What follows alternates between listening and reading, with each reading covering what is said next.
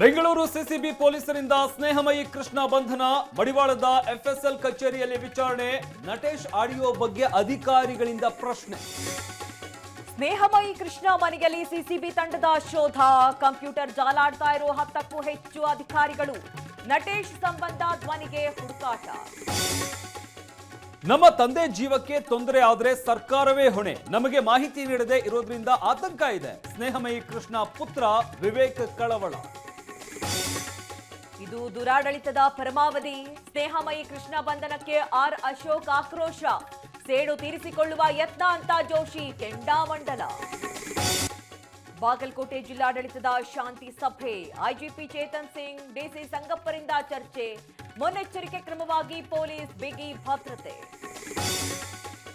ರಾಜಕೀಯ ಅಸ್ತ್ರವಾಯಿತು ಕಿಲ್ಲಾವೋಣಿ ಗಲಾಟೆ, ಹಿಂದೂಗಳು ಟಾರ್ಗೆಟ್ ಅಂತ ಬಿಜೆಪಿ, ಕಾಂಗ್ರೆಸ್ನಿಂದ ತುಷ್ಟೀಕರಣ ಅಂತ ಕೇಸರಿ ಪಡೆ ಕಿಡಿ.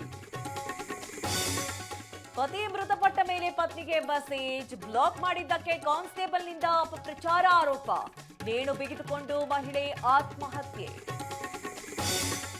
ಹುಡುಗರು ಫಿಲ್ಮ್ ಸ್ಟೈಲ್ನಲ್ಲಿ ಮದುವೆ ಮಾಡಿಸುವ ಯತ್ನ, ಪಲ್ಟಿ ಹೊಡೆದ ಕಾರು, ಯುವತಿ ಪರಾರಿ, ಯುವಕ ಮತ್ತು ಸ್ನೇಹಿತರು ಆಸ್ಪತ್ರೆ ಪಾಲು.